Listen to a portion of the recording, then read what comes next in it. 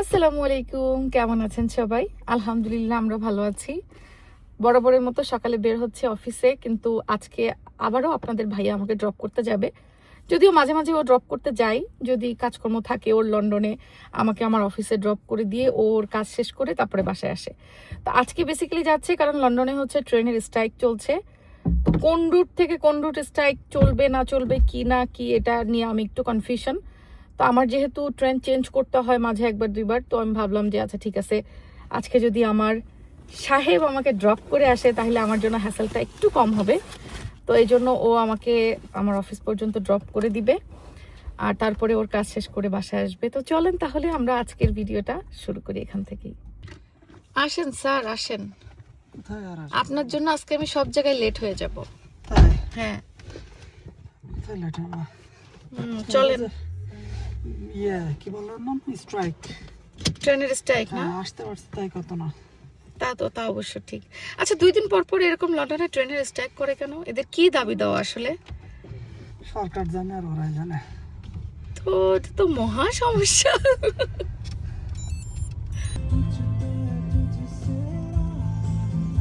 আপনাদের ভাই আমাকে নামাই দিয়ে গেল আমাদের অফিসের রাস্তার পাশের গলিতে, কারণ ওই গলিতে জ্যাম, ওই জন্য যাইতে পারিনি। এইটুকু হেঁটে যাব। রাস্তায় অনেক ট্রাফিক, এই জন্য আমি ট্রেনে আসতে প্রেফার করি লন্ডনে। গাড়িতে আসলে ডাবল টাইম লাগে, ট্রেনে আসলে অর্ধেক টাইম লাগে। সো মানে বাই রোড অনেক বেশি ট্রাফিক থাকে। অফিস থেকে বের হইলাম, এখন যাব আমাদের বাংলাদেশি পাড়া খ্যাত হোয়াইট চ্যাপেলের কিছু কেনাকাটা করতে। আজকে একটু আর্লি বের হয়েছি অফিস থেকে। আমার লাঞ্চের পরপরই আমি বের হয়ে গেছি লাঞ্চ ব্রেকে। কারণ হচ্ছে আপনাদের ভাইয়া আসছে আমার সাথে, তো ওর সাথে একটু কেনাকাটা আসছে কিছু, সেগুলো সেরে এক জায়গায় যাব আজকে। অ্যাপয়েন্টমেন্ট নিয়ে রাখছি। চলেন তাহলে। এই হচ্ছে হোয়াইট চ্যাপেল, আমাদের বাংলাদেশিদের খুব মানে কমন একটা জায়গা যেখানে অনেক বাংলাদেশি দেখা যায় লন্ডনে। আর এরকম একটা ওপেন মার্কেট বসে এখানে প্রতিদিনই, মনে হয় সকাল থেকে সন্ধ্যা 6টা পর্যন্ত থাকে এই মার্কেটটা, যেখানে কাপড় চোপড়, শাকসবজি, মাছ সব কিছু পাওয়া যায়। কত কত ফ্রেশ শাকসবজি এখানে। আমি একটা জিনিস দেখাই, এই যে এইটা, আমি কয়েকদিন আগে ট্যাংরা দিয়ে পালং শাক রান্না করছিলাম। তো অনেক আপুরা বলছে ওটা পুঁই শাক, ভিডিও দেখে। বেসিক্যালি ওটা পালং শাকই ছিল। এই যে দেখেন, এটা হচ্ছে হাইব্রিড পালং শাক, যেটার পাতাগুলো অনেকটা পুঁই শাকের মতো দেখতে, আর ডাঁটাগুলো অনেক মোটা মোটা হয়। কাটার পরে অনেকটা মনে হয় যে এটা মনে হয় পুঁই শাক, বাট বেসিক্যালি কিন্তু এটা হাইব্রিড পালং শাক। দেশি পালং শাকটা তো আর এখানে ইংল্যান্ডে আমরা পাই না, তো আমাদেরকে এই হাইব্রিডটাই কিনতে হয়, যেটা পাতা পুঁই শাকের মতো দেখা যায়।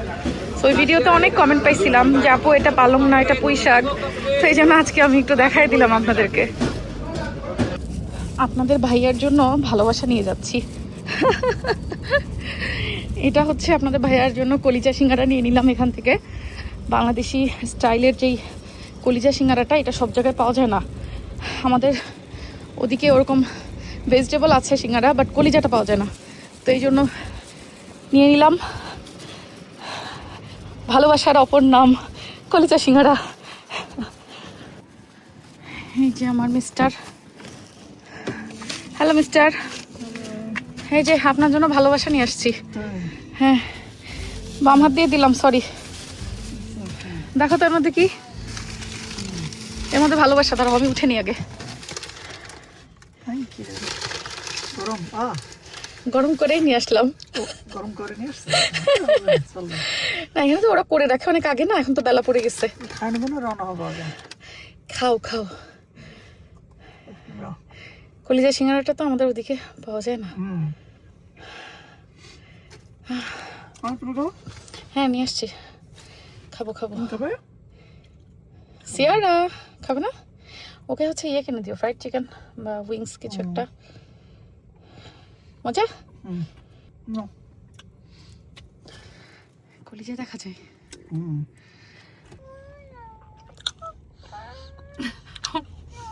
বাংলাদেশ থেকে চলে আসার পরে বাংলাদেশে যত স্ট্রিট ফুড আছে ওইগুলো আমার কাছে মনে হয় যেন অ্যাডিকশন হয়ে গেছে।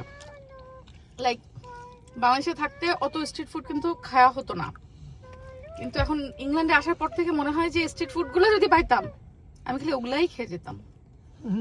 ওই জন্য একটা কথাই আছে যে আমরা যাহা চাই তাহা পাই না, আর যাহা পাই তাহা ভুল করিয়া চাই।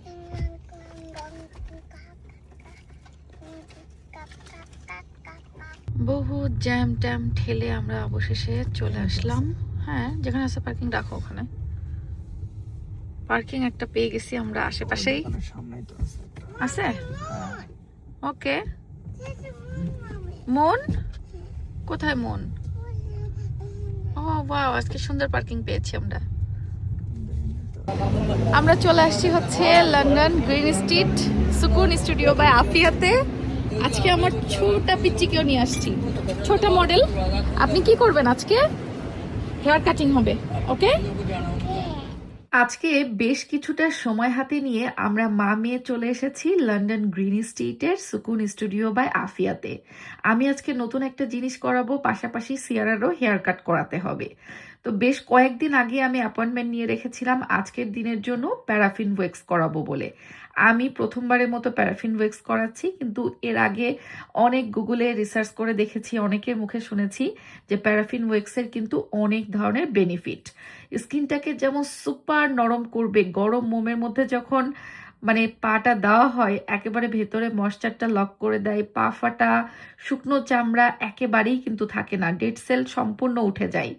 তো এদিকে সিয়ারাকে চিকেন উইংস আর জুস ধরিয়ে দিয়ে আমি এক কাপ কফি নিয়ে বসে পড়েছি প্রথমেই পেডিকিউরটা করে নেওয়ার জন্য, তারপরে প্যারাফিন ওয়েক্সের পালা। আমি আজকে শেয়ার করব আপনাদের সাথে আমার অভিজ্ঞতা এই নতুন কেমন ছিল। যেহেতু হিট থেরাপি কাজ করে তাই কিন্তু রক্ত চলাচলটাও বেড়ে যায়। আমার যেহেতু আর্থাইটিসের ব্যথা আছে, জয়েন্টের ব্যথা, এত রিল্যাক্স ফিল করেছে আমি বলার না। গরম মোমের মধ্যে কিন্তু পুরোটা পা ডুবিয়ে করারই সিস্টেম এটা, বাট আমি না আসলে একটু হাইজিন মেনটেনের কারণে সেইভাবে করিনি, আমি একটু এইরকম ডিফারেন্ট ওয়েতে করেছি। আর যেহেতু এটা গরম মোম দিয়ে করা হয়, পায়ে লাগানোর পরে যতক্ষণ আমি বসেছিলাম এটা তোলার জন্য অপেক্ষা করতে, ওই 10-15 মিনিট যে আমার কি রিল্যাক্স ফিল হয়েছে বলে বোঝাতে পারবো না। এটা রিল্যাক্সও করায়, স্ট্রেসও কমায়, পাশাপাশি স্কিনের যে ডেড সেল থাকে সেগুলো দূর করে। তো নখ, কিউটিকল এগুলো সব কিছু হেলদি রাখে। যাই হোক, তো আমার প্যারাফিন ওয়েক্স করার অভিজ্ঞতাটা খুবই ভালো ছিল, প্রথমবারের মতো করেছি এবং আমার তো মনে হয়েছে প্রতিবারই পেডিকিউর করলে আমি এই প্যারাফিন ওয়েক্সটা মাস্ট করব।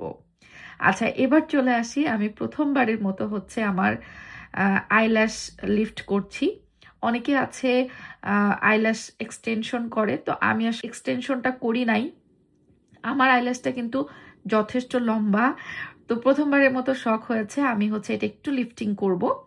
তো এই জন্য হচ্ছে সেটাও করে ফেললাম আজকে। প্রথমে একটু ভয় পাচ্ছিলাম যে ব্যথা করে কিনা, এটা হয় কিনা, সেটা হয় কিনা, বাট না, একদমই না।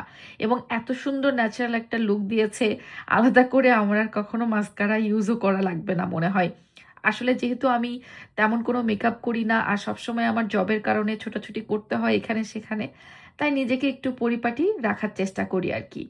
তো আমার সব কাজ শেষ করে আমার এই ছোট্ট সোনা পাখি সিয়ারার হেয়ার কাটিং করে নিলাম। সুকুন স্টুডিও বাই আফিয়াতে কিন্তু আপনারা বাচ্চাদের হেয়ার কাটিংও পাবেন, এর সাথে বড়দের সকল ধরনের সার্ভিসও পাবেন। আমি অ্যাড্রেস ডিটেলসটা উপরে স্ক্রিনে দিয়ে রাখলাম, চাইলে আপনারা বুকিং করে চলে যেতে পারেন।